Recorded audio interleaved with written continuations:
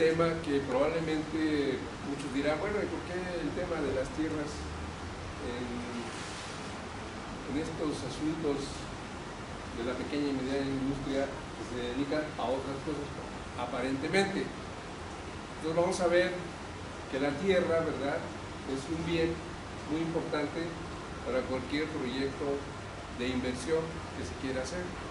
De hecho, todos necesitamos del suelo, ¿no? Nuestra vivienda, los hospitales, las escuelas, etcétera, utilizan este bien importante y que en determinadas situaciones se convierte en un bien escaso, ¿sí? Y al ser escaso, ¿verdad?, se rige por las leyes del mercado. Pero bueno, lo vamos a ver más a detalle. El tema es incorporación de tierras ejidales en proyectos de inversión.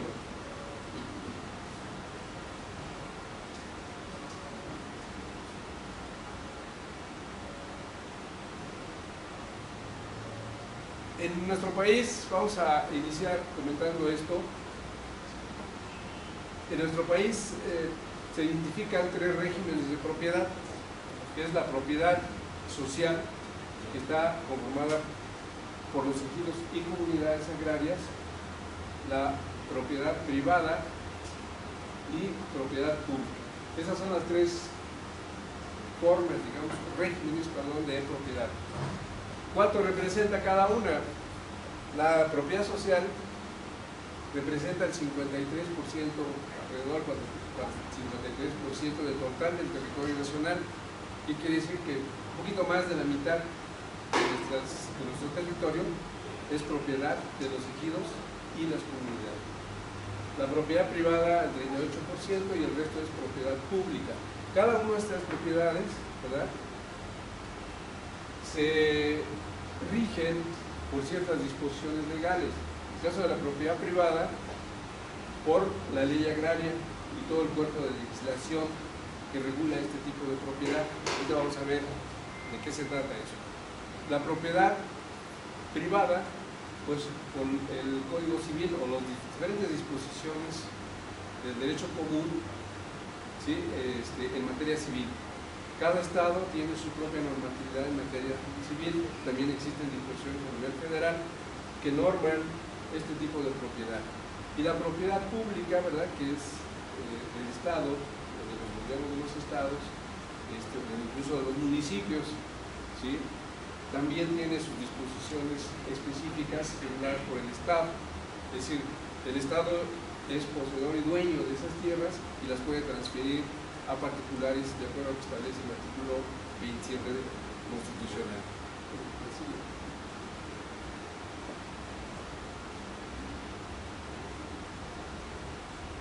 Vamos a ver enseguida que estos regímenes de propiedad se sustentan, como ya comentaba hace un momento, en todas las discusiones en materia civil y agraria, en los registros públicos y en el notariado. Es decir, actúan los notarios públicos y toda la información referente a este tipo de propiedad, ¿verdad?, queda bajo resguardo de los registros públicos. Uno de ellos no aparece aquí todavía, es el registro público de la propiedad. El registro público de la propiedad, ahí se resguarda toda la documentación y actos que tengan que ver con la propiedad privada. El registro agrario nacional, se responsabiliza de todas las tierras de propiedad social.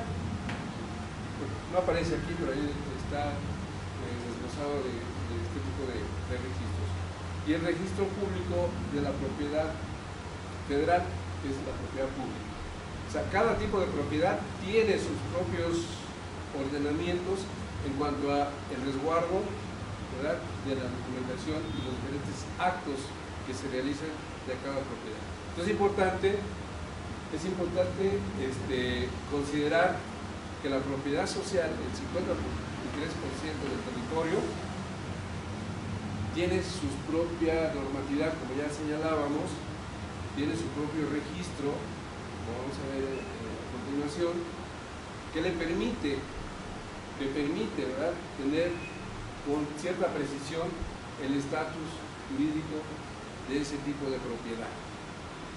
Vamos a ver por qué esto es importante más adelante, porque cuando se quieren hacer actos jurídicos que involucran este tipo de propiedad, pues tenemos que tener como referencia, ¿verdad?, a este registro agrario y otras instituciones que vamos a comentar. Muchas veces compramos un terreno así y pues me lo vende, está muy barato, pero no nos vamos a revisar todo este tipo de disposiciones legales, o no nos asesoramos o no consultamos con un notario si lo que pretendo hacer en un acto de transacción está bien o está mal. De lo contrario, si no lo hago, arriesgo mi inversión. Vamos a ver qué pasa con estas disposiciones legales, este marco legal que regula este tipo de propiedad. Hay dos momentos: un momento antes de 1992, que se dieron reformas al artículo 27 de la Constitución, ¿verdad?, en donde de 92 para atrás, ¿qué pasaba? Bueno, de 92 para atrás se inició el reparto agrario de las tierras. ¿Por qué se dio ese proceso de reparto de tierras? Porque, acuérdense ustedes que hubo un movimiento social muy importante, que fue la Revolución de 1910, y la demanda era la demanda de tierras, lo que decía Zapata, ¿no?, que la tierra es para quien la trabaja. Entonces se inicia la demanda social, la reivindicación social por las tierras, inician los repartos. Los repartos se dieron en dos grandes sentidos. Uno, la dotación de tierras para los ejidos y comunidades por la vía de dotación que establecían en ese momento las disposiciones legales. Por otro lado, el reconocimiento de los bienes comunales. En el caso de la dotación de tierras, los procedimientos culminaban con el reconocimiento de tierras a los ejidos. Había una solicitud, se afectaban haciendas o grandes áreas de tierras, se seguía un procedimiento y se les dotaba sus tierras.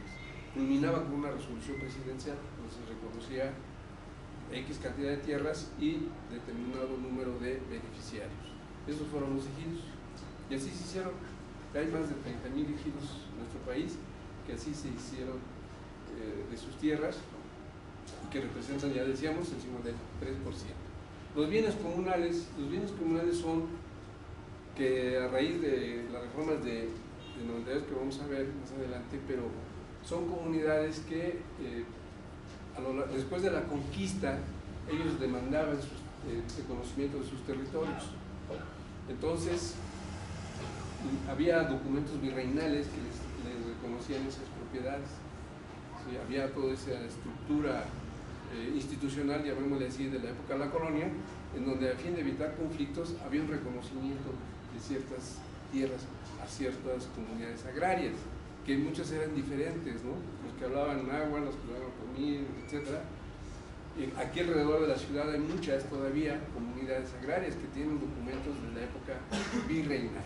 Esos documentos les acreditaban su propiedad y su territorio. Pasa el tiempo, y ahí nos vamos a enfrentar ahora que esas comunidades se reconocían,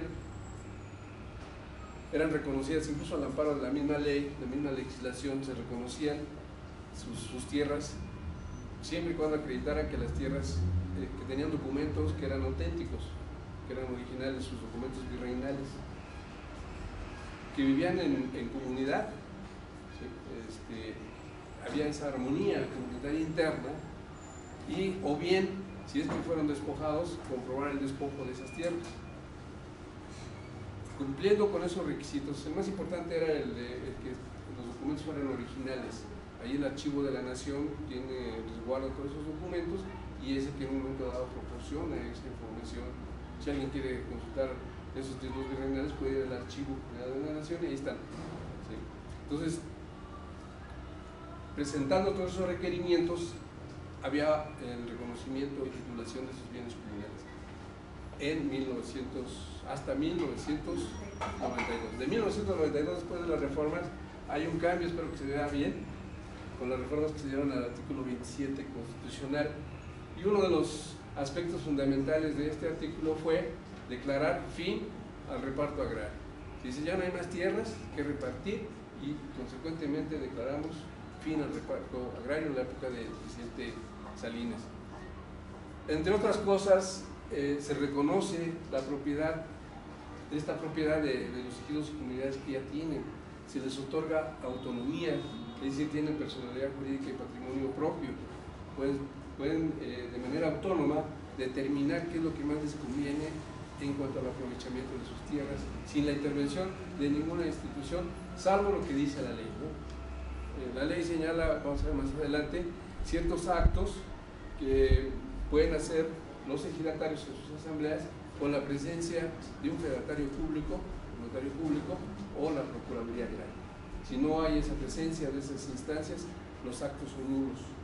De hecho, ya es un acto nulo de pleno derecho. Entonces,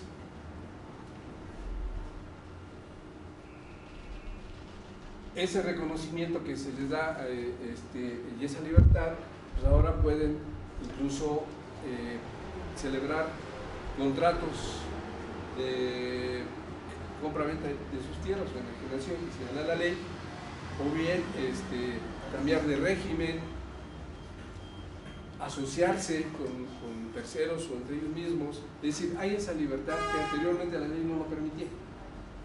Quien en el momento dado no cumplía con estos requerimientos era el privado de su derecho en lo individual, ¿sí? Y se adjudicaba ese derecho a otro beneficiario.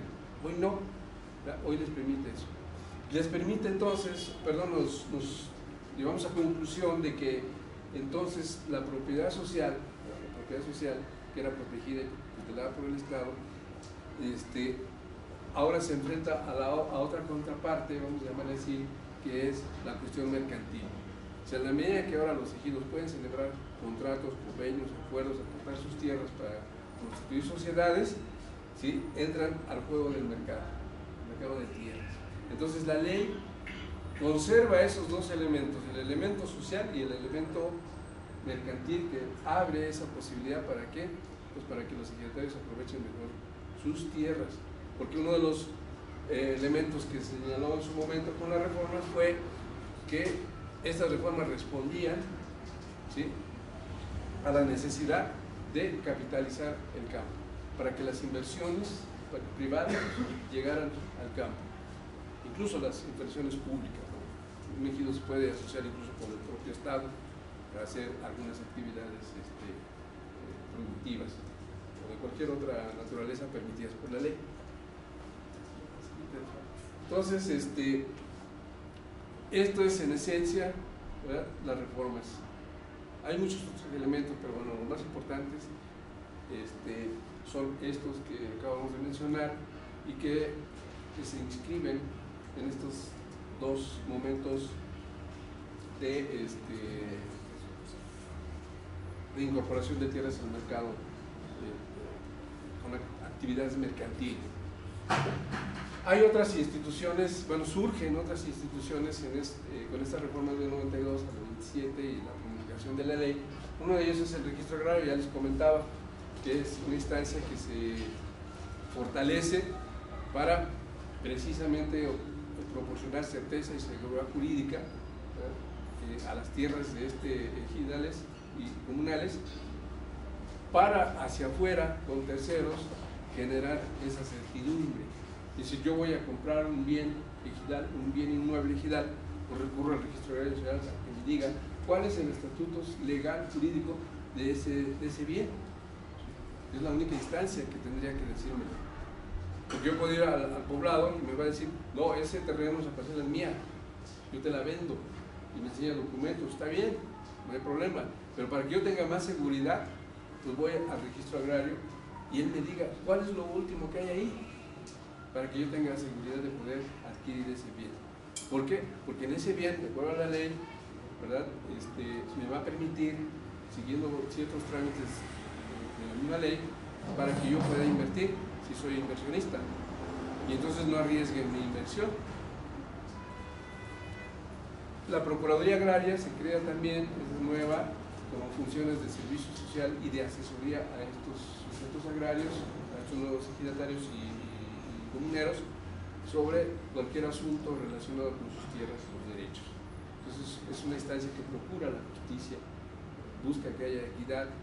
Si alguien quiere celebrar un contrato de arrendamiento de alguna parcela, bueno, pues recurre a la Procuraduría junto con la misma gente del ejido, él está en su derecho de ir y pedir la asesoría de esta instancia para que las cosas se hagan correctamente. Ahí, al momento que se celebra este contrato, ¿verdad? Ya se empieza a regular por otras disposiciones, ¿no? Que serían las disposiciones en materia civil, el contrato mismo, ¿no? Por ejemplo. Y los tribunales agrarios, que fueron creados también, es una instancia procuradora, no es cierto, es impartidora de justicia. La Procuraduría Agraria es procuradora y imparte justicia. Estos son juzgados como cualquier otro, ¿verdad? Tribunal que imparte justicia y un procedimiento. Sus salas son como de audiencia, son como aquí, ¿no, Víctor? Digo, son como aquí, el magistrado, los abogados demandados, el juez, los demandados, etcétera, y el público. O sea, son audiencias públicas, que en pocas áreas existe eso. Entonces, los tribunales se responsabilizan de esto. Estas instituciones, junto con otras más, ¿verdad?, posibilitan que entonces esas tierras de origen social, ¿verdad?, entren y se regulen correctamente, se adecúen, tienen todas las instancias para hacerlo. Entonces, ese es el marco institucional que surge, que ahí está, ya tiene más de 20 años que se instituyeron, y permite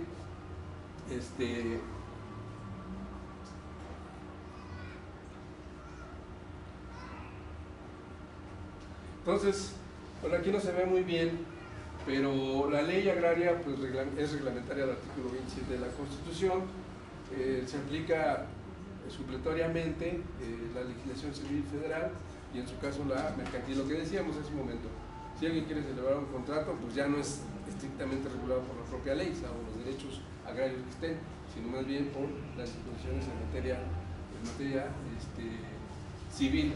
Las reformas buscaban finalmente un desarrollo más equilibrado del campo, fluyera la inversión y hubiera una reactivación de las actividades productivas en el medio rural, en virtud, ¿verdad?, de que los campesinos, los propietarios estaban en condiciones de pobreza y había que invertir. Y las disposiciones anteriores había como traba que no permitía eso, sino que había que liberar esa parte, ¿no? La ley también contempla, entre muchas otras cosas, ¿verdad?, la organización interna de los ejidos, ¿verdad?, que fortalece en tres órganos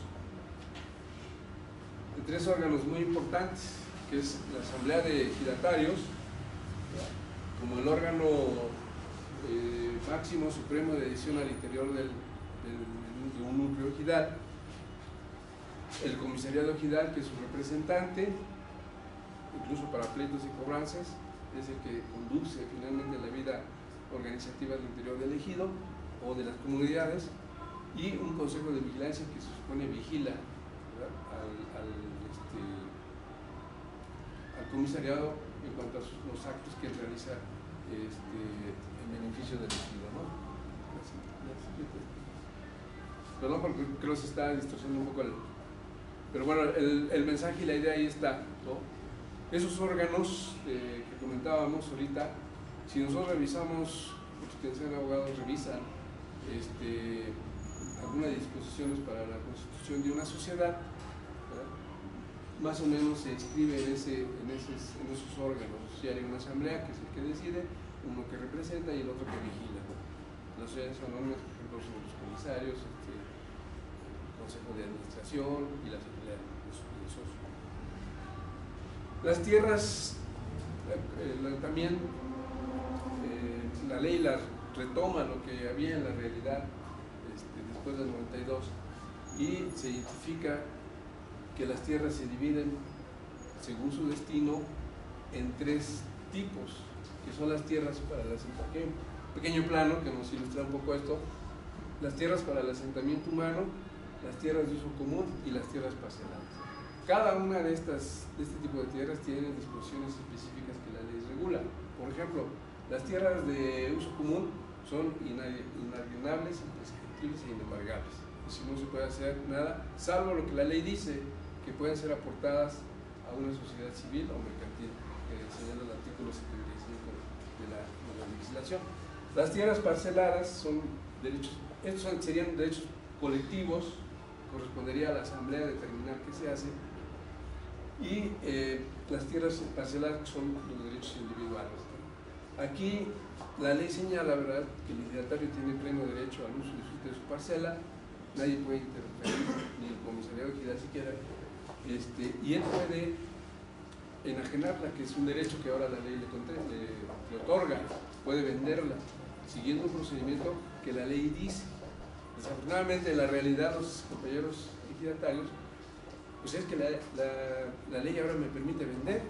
Decían en esa época, el Peloncho de Salinas ya dijo que se puede vender el ejido, y resulta que la seguían vendiendo, aunque antes de 92 también ya lo hacían, que era una justificación precisamente una de las justificaciones de la ley, que ya lo hacían de manera irregular.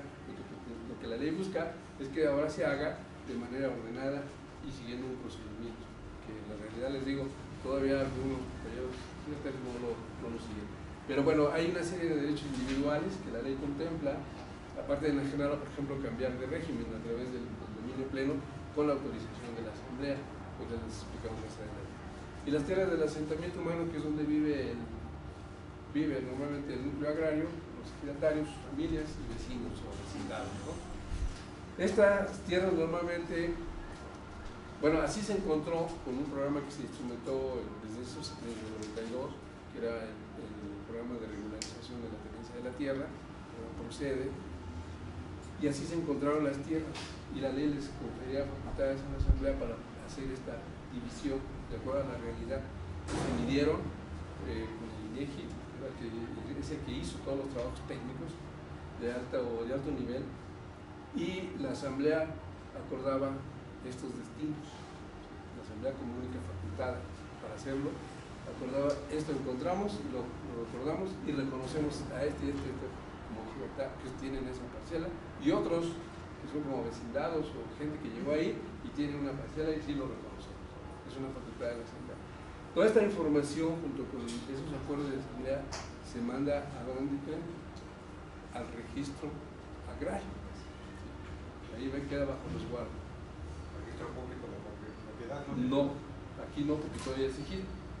Aquí estamos, acuérdense que estamos hablando de propiedad dentro del régimen ejidal. Entonces todos los actos que haya que modifiquen, distingan algún derecho de un ejido, se deben de inscribir, registrar en el Registro Agrario Nacional. Entonces todo ese acuerdo van y se inscribe. Esto es obviamente un tema por sí solo, nos llevaría muchísimo tiempo hablar de esto, pero aquí lo importante es identificar, ¿verdad?, que esos acuerdos, que la atención a esa autonomía que la asamblea ya tiene desde la Constitución, ¿verdad?, que puede tomar estos acuerdos en el marco de la ley, deben de ser inscritos en el registro agrario.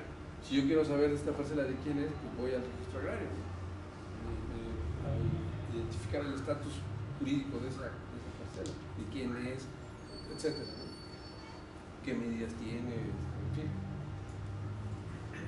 Entonces, esta parte es como ahora está la mayor parte de los ejidos del país, y si tienen divididas sus tierras, están medidas, están certificadas e inscritas en el registro nacional. Eso ya da certeza hacia afuera, hacia terceros o inversionistas que deseen, ¿verdad?, disponer de estas tierras, las da información que nos proporciona el registro agrario. Ahora, resumiendo también la ley, decíamos hace rato que el ejido puede asociarse con terceros o entre ellos mismos, nos da la posibilidad de que entonces el ejido haga actos asociativos y actos no asociativos. ¿Cuáles serían los no asociativos? Puede celebrar un contrato de compraventa, enajenación de una ley, dar su tierra en la parcería, rentarla, darle un usufructo, etc. Se puede hacer en cualquier acto contractual.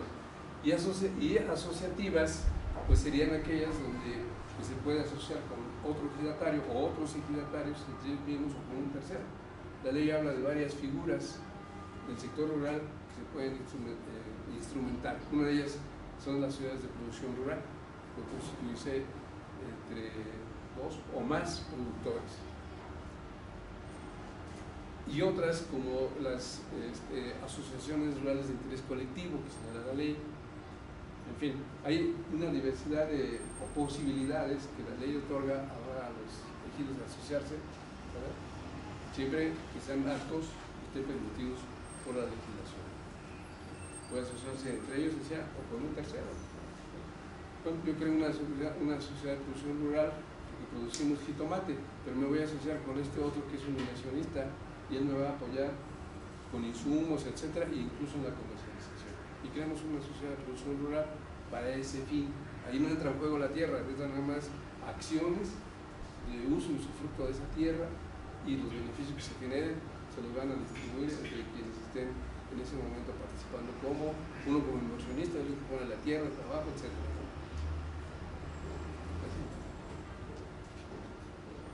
Entonces puede asociarse, antes no lo podían hacer.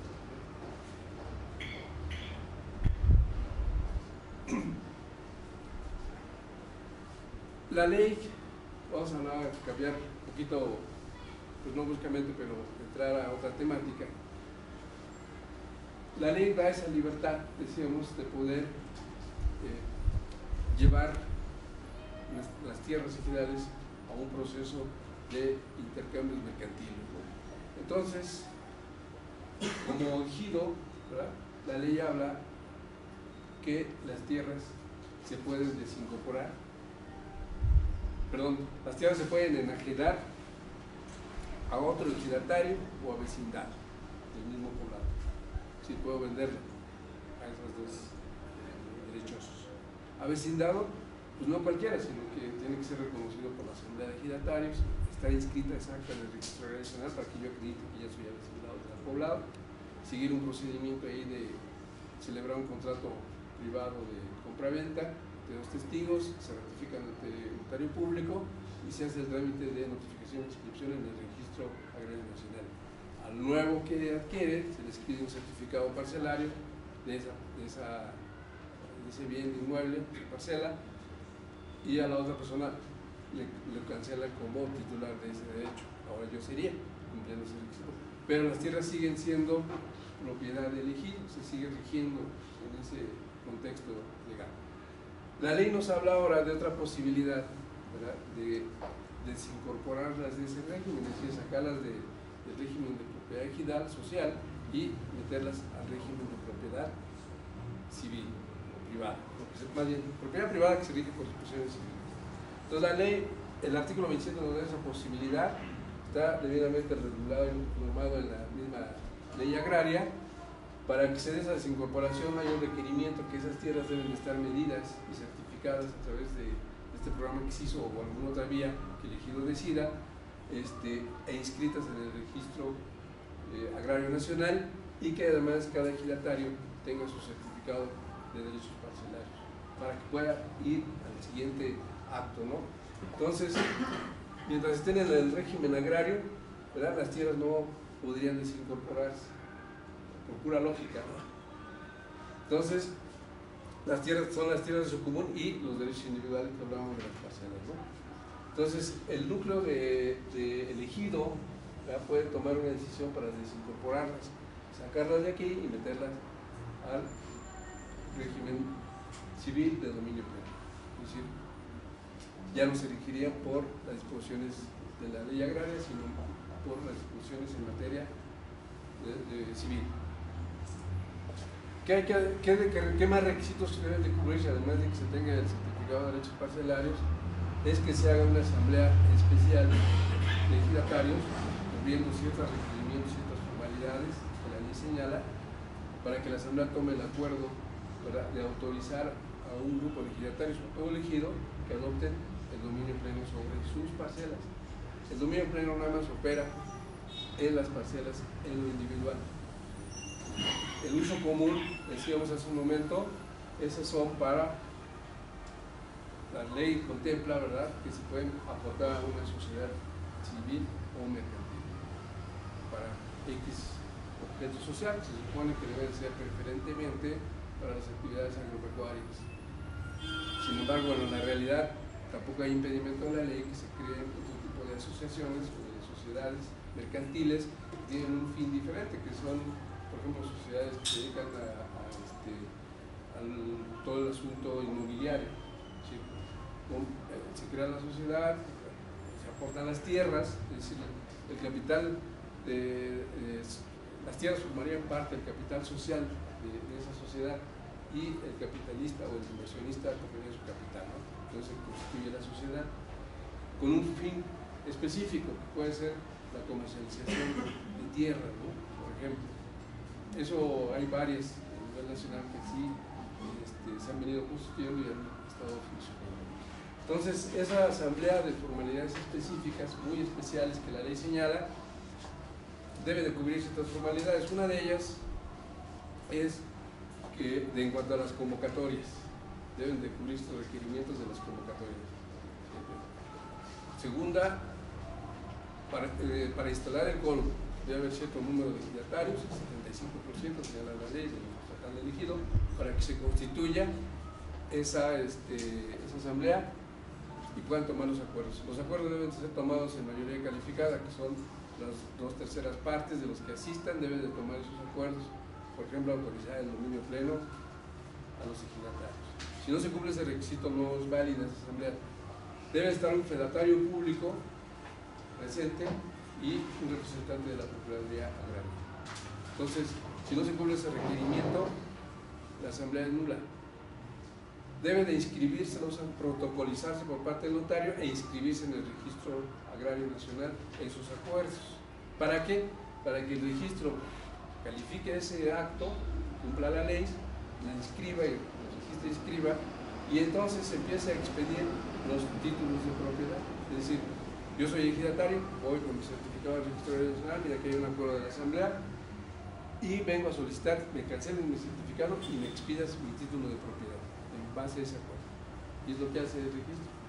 De ese momento que hace esa cancelación y la expedición del título, las tierras ya dejan de pertenecer al régimen de propiedad social o ejidal, ya se regirían por el derecho civil. Muchos la adquieren para vender. Bueno, hay que cubrir otros requisitos que la misma ley señala para hacer las enajenaciones a un tercero, que el ejidatario, con el cual tenga tratos el ejidatario. Ahí hay que cumplir, les digo, ciertos requerimientos dentro de la misma ley y también en el ámbito civil. Entonces, ese es uno de los elementos de las reformas muy importantes. ¿Por qué? Porque se puede cambiar de régimen. Muchos en esa época decían, no, es que se va a privatizar el ejido, va a haber ya, ya no va a funcionar de manera como venía operando los ejidos, ¿verdad? Van a venderse sus tierras, se los van a llevar al baile, valga la expresión, y se está privatizando. Eso en la realidad no ha sucedido. Hay un porcentaje muy bajo de tierra que se ha desincorporado al régimen regional, no andan en un 3 o 4% con muchos de ese 53% que comentábamos. Entonces no es el mecanismo. Lo que sí podemos señalar, aquí entramos ya a esa parte, bueno, y todo eso que tiene que ver con las inversiones, ¿no? Por un lado hay necesidad de tierra, decíamos, para inversiones y proyectos de gran tamaño. Hay para proyectos pequeñitos que tengan necesidad de tierras. Y por otro lado, la necesidad también de poder, pues al interior del mismo ejido, liberar, ¿verdad?, sus tierras por algún proyecto en lo particular que en ese momento surge. Entonces, está esa inquietud. los que están de acuerdo en que se asuma el dominio pleno para vender, ¿no? Y, o bien los que desean que se autorice el dominio pleno para emprender un proyecto específico, porque el proyecto mismo me está exigiendo, ¿verdad?, que las tierras no pertenezcan al ejido. ¿Por qué? Ah, bueno, es que mira, si son tierras ejidales, pues no vas a poder subdividirla. Si son tierras ejidales, no vas a poder construir, porque tienen una vocación específica, ese tipo de tierras. Es decir, hay una serie de limitantes, de alguna forma, que impiden que esas tierras entren a un proyecto muy específico que requiera eso. Entonces hay que desincorporarlas para que ese proyecto sea factible, se realice, ¿no?, independientemente de las otras acciones que se requiere para venderla, ¿no? No sé si hay una decisión del titular. Sin embargo, en estos dos elementos, la dinámica real nos conduce a que tanto el que quiere comprar una parcela, pues está con la intención de ¿qué?, de invertir, ¿no? Pero del otro lado, pues es un ejidatario que lo que le interesa muchas veces es el dinero. Entonces aquí la clave está cómo lograr que ambos, el dueño de la tierra, de un activo, y el que quiere comprar, hagan un negocio, con el fin de que puedan disponer de esas tierras. Aquí un ejemplo que estamos viendo unas fotografías rápidamente, ya terminamos. Sí, aquí es para ilustrar un poco, ¿no? Esto que ven ustedes aquí eran tierras ejidales. Algunas se fueron habitando de manera irregular porque los señores ejidatarios pues no tuvieron tal vez en su momento la visión de negocio, o sí, pero muy limitado tal vez, porque lo vendían y la generaban de manera irregular. Iban vendiendo sus tierras poco a poco, o a alguien que llegaba a compraba en su totalidad, un polígono, y se hacían este tipo de construcciones. También indebidamente, porque muchas veces hay grandes unidades habitacionales, incluso proyectos o naves industriales en tierras que son ejidales, siguen siendo ejidos de manera irregular. Entonces no se siguió ese procedimiento de la ley que da esa posibilidad de que se desincorporen y se incorporen correctamente al proceso de desarrollo para ir generando proyectos importantes con inversiones también considerables, ¿no? Aquí vemos este otro ejemplo, aquí ya está, ¿no?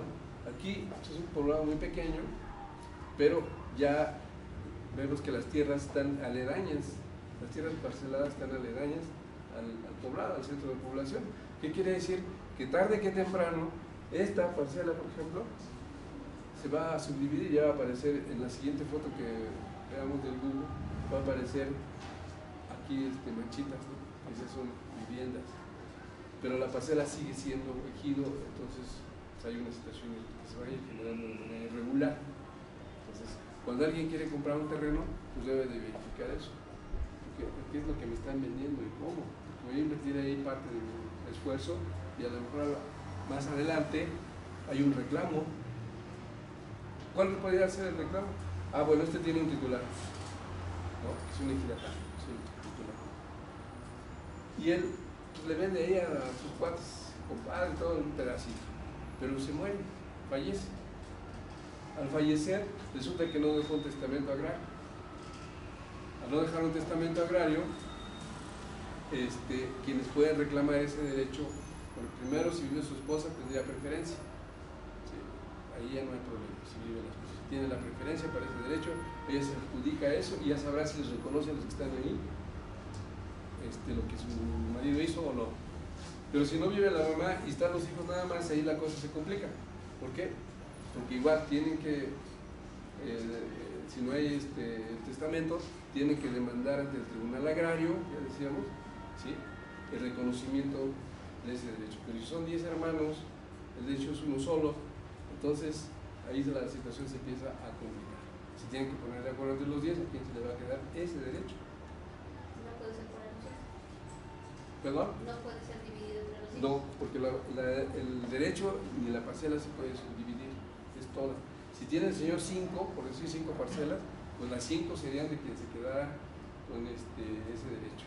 ¿Sí? Ya después, si si es buena onda, esa es la expresión de los jóvenes, pues yo le voy a enajenar a mi hermana, se la voy a casi regalar a la serie y así, pero en la realidad no pasa eso. Una vez que ya los tengo, hasta los papás a veces los andan sacando de las tierras, ¿no?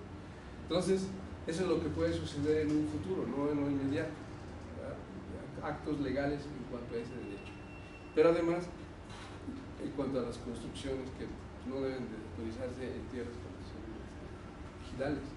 En fin, una serie de situaciones, y después nos aparece esto, que ahí después vienen otros actos, como es la expropiación, que es otra vía de desincorporación, un acto de gobierno para desincorporarlos y empezar a regularizar los que tienen. Hay otras fotos que les vamos a mostrar, que aquí está sobrepuesto un ejido, son parcelas que se ven así, pero abajo ya hay unidades habitacionales, ¿no? Entonces, pues todos los que están ahí están de una manera irregular. Hay casos donde los ejidos a veces se ponen abusados, sobre todo en las zonas conurbadas, donde la mancha urbana se va comiendo las tierras, se ponen abusados y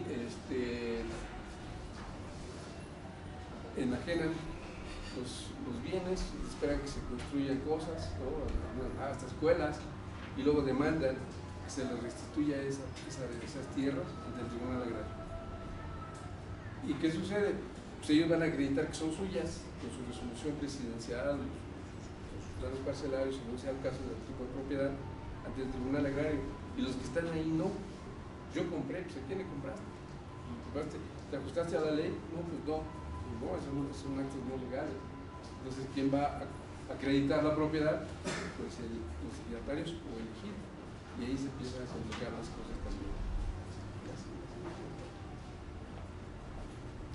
Vamos a ver otras imágenes igual. Aquí, igual, es un pueblo. Una unidad bien hecha, bien derecha. Y aquí hay unos comercios también. Por ejemplo, estos pequeños comerciantes o pequeños empresarios, ¿verdad? Pues estarían sus inversiones en tierras que son irregulares, no se ha regularizado. Ahí ya está muy consolidado, obviamente, ya es una unidad definida, pero no tiene documentos. No hay documentos que acrediten que yo soy el propietario.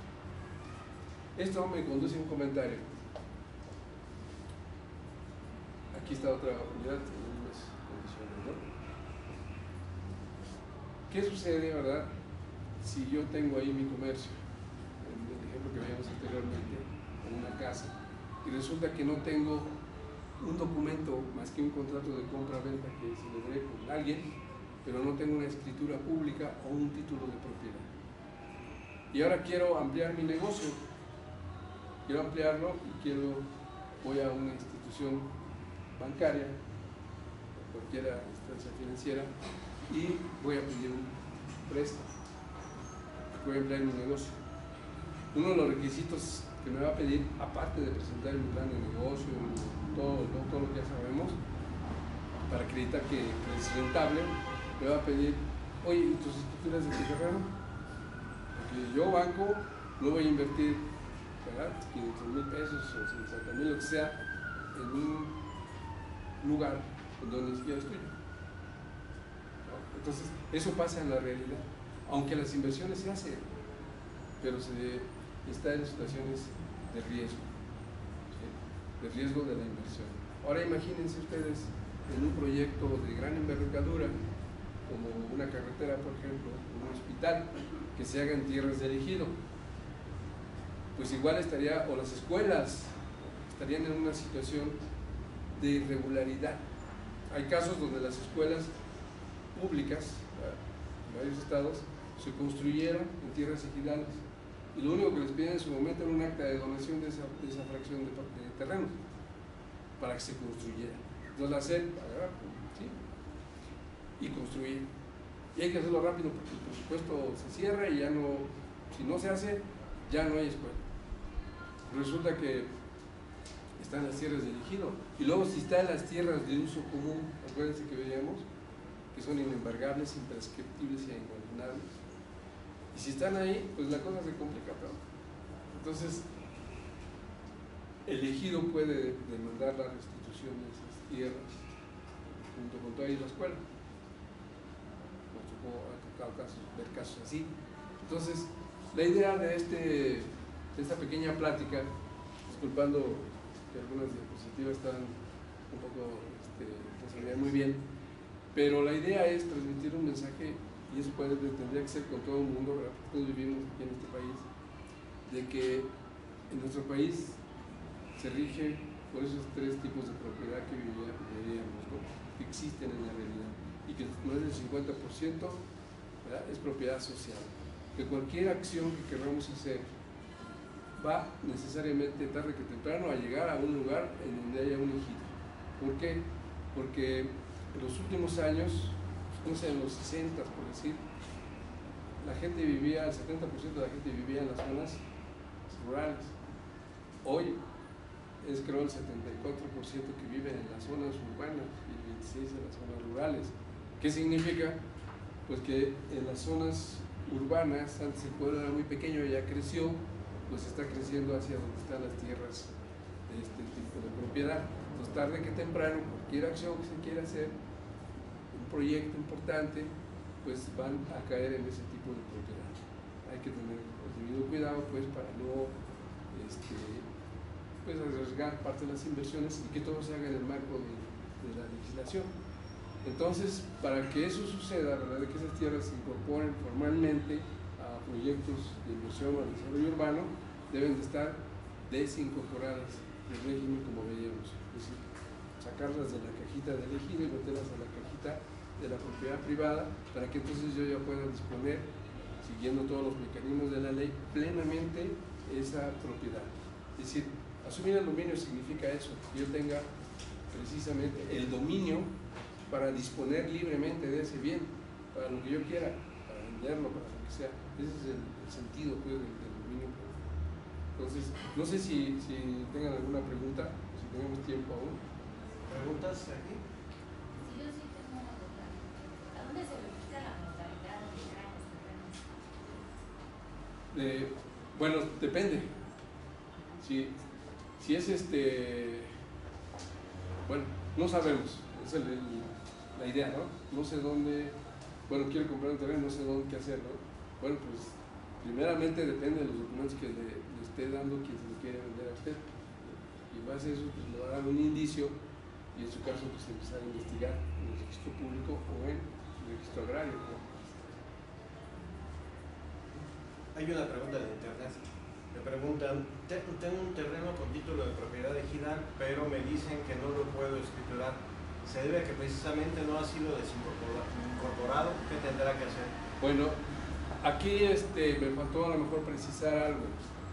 Las parcelas ejidales se acredita su propiedad con un certificado de derechos parcelarios, ¿sí?, que es el que se otorga. Una vez que las tierras fueron medidas con el procede que les comentaba, se expide un certificado parcelario a cada titular y con eso acreditan su propiedad, ¿sí?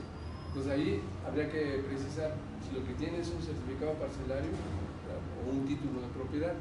Para obtener el título de propiedad debe de haberse desincorporado esas tierras y haber asumido el dominio pleno e ir al Registro Agrario Nacional de trámite para que le cancelaran ese certificado que le vendió, y después él enajenar o vender esa parcela a esta persona que está haciendo la pregunta, y entonces él ya tendría un título. Pero probablemente sea que tiene el certificado parcelario. Bueno, si tiene alguna duda o quiere que se le aclare más, pues le dejamos nuestros datos. Si quiere, díganos, por favor, yo los escribo. ¿En qué teléfono lo El buscamos? 55 10 12 47 43. Perdón. Contacto 55 10 12 10 12 47 43. 47 43. Yo tengo una pregunta. Últimamente se han dado casos muy específicos en cuanto a las inversiones. Inclusive yo se lo señalaba de que se construyen las carreteras, se construyen las escuelas, se construyen, pues hasta inclusive, ¿no?, grandes unidades habitacionales, pero en tierras que precisamente son de carácter ejidal. Allí, ¿cuál es el procedimiento? Supongamos, ya está hecha la obra, ya están levantados estos edificios, ¿qué tendrían que hacer los que se asumen como dueños y que al final, pues me imagino, ¿no? Tiene que haber algún procedimiento para de alguna manera garantizar que son los propietarios o no. Bueno, el mecanismo que se utiliza actualmente en esos casos donde ya hay un asentamiento humano consolidado es el de la expropiación. Si a través de la CORE se inicia ese procedimiento, expropian esas tierras, se les indemniza a los ejidatarios, los dueños, y quedan esas tierras en poder de la CORE. ¿Quién se encarga después de hacer la regularización? A todos los poseedores que estén ahí. Es decir, la expropiación, decía, es un acto de desincorporación de esas tierras para su regularización posterior a través de este mecanismo, ¿no? Ese sería uno de los mecanismos. Probablemente existan otros, pero tal vez sean duplicados, ¿no? Pero el que actualmente opera es el de la expropiación por causa del bien público. ¿Alguien más que quiera Otra hablar? pregunta.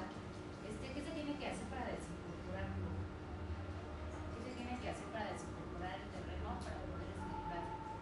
Bueno, si es ejido, estamos hablando del ejido. Si es ejido, ya decíamos que compete a la asamblea de ejidatarios tomar el acuerdo en una asamblea especial para autorizar a los ejidatarios o a quien la asamblea decida que se cambie de régimen, es decir, que se les autoriza el dominio pleno. Ese es el mecanismo, y inscribir todos esos acuerdos en el registro agrario para que una vez cada ejidatario tramite, ¿verdad?, la cancelación de su certificado y la expedición de su título de propiedad. Eso sería el mecanismo de desincorporación en el registro agrario. Bueno, yo compré un terreno, pero nada más me dijo distancias, ¿qué hago? Pues habrá que verificar, ¿no? Primero de dónde es, etcétera, y ya pues darle la orientación específica, ¿no? Sí, porque me dijeron, no se puede escriturar hasta dentro de 20 años o cuando se viene de gente puede ser. Lo que pasa que esa es desafortunadamente, es la parte, la dinámica que se da cotidianamente. Muchos lugares ya saben que hay que ir poblando, vendiendo, una vez que se consolide, se va a expropiar por él y nos va a pagar. Si yo soy empresario, ¿qué tan seguro es invertir como empresario con un ejido? ¿Cuál sería la manera segura de hacerlo? Bueno, depende para qué actividad. Es decir, por ejemplo, para hacer casas o para alguna actividad que tenga un alto rendimiento, porque hay que entender que ya no hay terreno, pequeña propiedad. Entonces, seguro invertir, ¿cómo se puede uno asociar con el ejido? Bueno, uno de los mecanismos para ese efecto, para poder garantizar ciertas inversiones, pues sería la constitución de una sociedad mercantil o civil, con el objetivo de comercializar tal vez tierras o incluso fraccionarlas y crear algún fraccionamiento, un desarrollo. Ha habido casos donde han estado operando de esa manera, entonces la ley conduce hacia ahí. Sin embargo, en la realidad, en muchos casos, los ejidatarios no están muy convencidos todavía de asociarse con un inversionista, ¿no? Y a veces también el inversionista, porque dice, a ver, ¿cuántas hectáreas son? No, pues que son 50 hectáreas. ¿Cuánto valen esas 50 hectáreas? No, pues que están pegaditas a la mancha urbana y ya tiene vialidades, ya pasa ahí el metro, en fin, ya tiene una infraestructura. Bueno, ya valen, no sé qué les gusta, 100 millones de pesos, por decir algo. Entonces, el inversionista, voy a arriesgar mis 100 millones de pesos en una sociedad que no sé cómo vaya a funcionar. Eso sucede en la práctica, ¿no? Entonces, creo que las sociedades es un mecanismo, ¿no? Que sí, la ley se tiene, pero requiere tal vez mucha asesoría ahí para que se genere. Otra vía, bueno, el dominio pleno genera más condiciones individuales, ¿no? Más de, pues yo lo hago, yo tengo el título y yo hago mi propio desarrollo, ¿no? Y ya se tendría que ejecutar a todos los procedimientos, trámites y requisitos que se requieren. Entonces, el problema es que en la práctica esas situaciones han sido, creo yo, un poco con cierta dificultad no se han dado. Por ejemplo, ni siquiera para las actividades agropecuarias, sobre todo las agroindustrias, donde se ha estado generando más ese tipo de asociaciones, ¿no? En el norte del país y en parte del centro, ¿no? Entonces, pero es en una actividad que es la agroindustria, que es muy rentable, es atractiva para los inversionistas y sobre todo extranjeros que están invirtiendo fuertes cantidades en estos lugares, ¿no? Pero no necesariamente es una sociedad entre ejidatarios y estrictamente entre inversionistas, ¿no? Sino que es sobre ciertas líneas de producción o ciertas actividades del propio proceso de producción. Se da mucho el arrendamiento, eso sí, en muchos lados rentan las tierras y a inversionistas.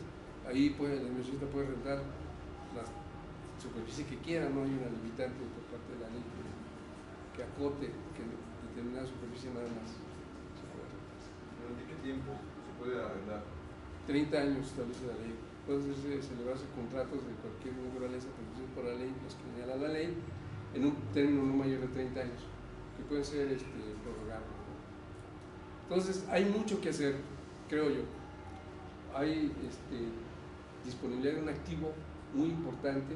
Este activo está inscrito en el Registro Agrario Nacional, eso le da certeza. Hay un autor que se llama de Soto, que escribió un libro que se llama El misterio del capital. Este libro, en él hace un estudio de varios lugares del mundo con una pregunta, que por qué en los países desarrollados, ¿verdad?, fluye más la inversión, o por qué son desarrollados, es lo que dice él. Y él se va al análisis de los activos, de los bienes inmuebles de varios países del mundo, América Latina, Europa, tal. Y al final concluye que en los países desarrollados como Estados Unidos y europeos, desde muchos años atrás han venido construyendo todo un sistema de registro, resguardo de esta información de sus propiedades, de sus bienes inmuebles. De tal manera, dice él, que alguien que compra una casa, desde ese momento está sujetándose a todo un procedimiento para que este bien quede debidamente regularizado a quien lo compró e inscrita bajo los controles que en ese país se tenga. Entonces, si este hombre que tiene esa casa es emprendedor y quiere iniciar un negocio por su cuenta, tiene ese bien que le va a garantizar, ¿verdad?, que cualquier instancia financiera le preste, ¿sí?, para su negocio, y va a quedar el bien bajo garantía, ¿no? Entonces se generan esas oportunidades por ese hecho. Aquí hay muchos ejemplos probablemente que nos indiquen que alguien que quiere iniciar un negocito va a un banco y le va a pedir muchos requerimientos, entre esos que acredite la propiedad. O bien, consíguete a alguien que sea tu aval, pero tráeme su escritura. Y mi amigo no tiene, entonces ahí empieza la dificultad.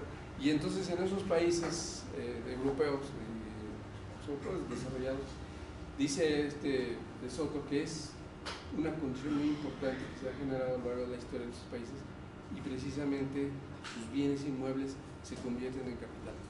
¿Sí? Porque en el momento que yo lo pongo como garantía en un préstamo que me dieron, estoy moviendo ese dinero, ¿sí?, estoy generando un flujo de efectivo y estoy haciendo que mi dinero trabaje. En nuestros países, afortunadamente, no es posible. Si yo compro un terreno en algún lugar por acá, de algún centro urbano importante, por ejemplo, Querétaro, y me lo venden barato y lo compro y resulta que es ejido, pues ya desde ahí ya tengo una limitante de esa inversión que hice, porque ya no la voy a poder mover como quisiera.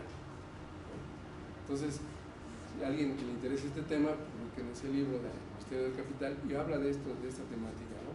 En los países de América Latina, para que alguien en algún país como Haití o República Dominicana, algún otro, calcula él todos los trámites que se tienen que hacer, los pasos que se tienen que hacer para acreditar la propiedad donde está viviendo. Y además, entre 5 y 20 años En México no pasa eso con esta propiedad que yo les digo, la propiedad social. Está regularizada, se conoce el estatus jurídico de cada ejido, de cada particular, de cada titular de un derecho, de cada ejidatario, porque están inscritos en el registro agrario nacional. Entonces, hay esa garantía, se está estudiando un catastro muy grande a nivel nacional y se está de alguna manera ya generando esa condición de poner o dar todos estos instrumentos para que se genere la certidumbre jurídica sobre esos bienes inmuebles y entonces permita que quienes quieran invertir pues lo hagan ya con cierta seguridad y no arriesguen parte de sus inversiones. Otra pregunta. ¿A dónde tramito el certificado parcelario? Bueno, los certificados parcelarios se expiden solamente a quienes tienen un derecho dentro de un ejido. Y eso se tramita. Primero la asamblea debe de acordar la asamblea de ejidatarios que reconocer un derecho a alguien. Y en base a ese acuerdo, entonces hacer el trámite en el registro agrario nacional. Es decir, que se encarga de hacerlo. Pero, insisto, debe de cumplir ciertos requerimientos que la misma ley agraria establece. Decíamos de las dotaciones de ejidos. Si dentro de un ejido de 500 hectáreas, para beneficiar a 200 ejidatarios, esos son los 200 derechos, no hay más. La asamblea tendría la facultad, de acuerdo al artículo 23, de reconocer a nuevos ejidatarios, pero no a la asamblea. Entonces, quien puede tramitar un certificado es un ejidatario que tiene un derecho constitucional que es derecho reconocido por la asamblea y que esa parcela por la que quiero tramitar este certificado esté medida, esté debidamente medida e inscrita en el registro. Entonces, su pregunta me conoce a esto, que sí se requiere asesoría, ¿verdad? Con cierta especialidad en esto para poder conocer cuáles serían los trámites que tengo que hacer en un momento dado cuando yo tenga la necesidad de un terreno que a lo mejor sea kilo. Si hay ahí, hay que asesorarse. Sí, pero lo que pasa es que yo compré un terreno que es de ejido, quiero un ejido. ¿Qué hago? Lo que le señalo, le comentaba hace un momento, hay que revisar bien qué es lo que tiene y ya sobre eso se podría comentar. Si es una fracción, si es la parcela completa. Es una fracción, pero nada más me dieron constancia. Es que, como comentaba hace un momento, mientras sean fracciones de una parcela, eso no se puede hacer, no se puede subdividir, porque no se puede hacer todo un tanto. Sí, compré 1800 metros ahí, pero como nada más me dieron constancia, yo tengo para comprar, ya no. Lo que pasa, insisto, mientras sea ejido, no va a poder obtener una escritura. Mientras sea ejido. Hay que ver qué situación en lo particular se presenta ahí. Entonces ya alguien te diga, pues mira, hace esto, en fin, ya le den una asesoría muy específica en el caso de ¿Qué hago para que no me esté por todo lo que me venden? ¿Cómo le hago para que esté protegido? Es que esa es una situación cotidiana en la zona metropolitana y en las zonas conurbadas de este país. Los ejidatarios siguen desafortunadamente vendiendo sus parcelas de manera irregular y generan ese tipo de situaciones como usted. En sentido estricto, te lo voy a decir. ¿Sabe qué? Trate de hacer ese trato, recuperar su dinero, porque si no, entonces va a tener algunos. Una pregunta tenemos. Allá la puedes leer. ¿Me puedo pasar a ver? Sí.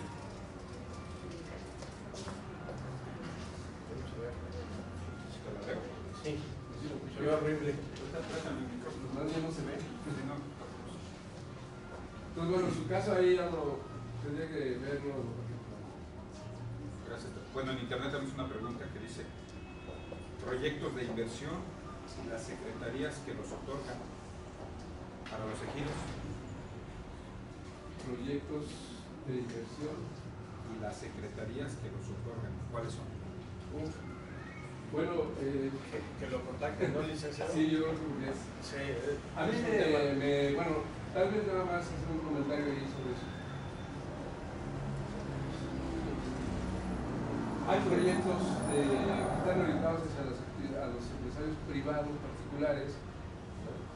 Y hay proyectos que son del gobierno, son dentro de los programas propios del gobierno, escuelas, carreteras, etcétera, ¿no? Entonces habría que exactamente establecer un contacto y ya poder darles un poquito más de información sobre cada. Una última pregunta. Una última pregunta para finalizar la participación del licenciado. Que dice, Felipe Reina pregunta, si compré una fracción de terreno ejidal de una parcela cuyo título de propiedad está inscrito ya en el registro público de la propiedad, ¿lo puedo escriturar? Si tiene el título de propiedad, Sí. si ya tiene el título de propiedad expedido por el Registro Nacional, hay que cubrir una serie de requerimientos para eso. Habría una subdivisión ahí del predio, debe cubrirse siempre y cuando tenga el título. muy bien, muy amable, licenciado.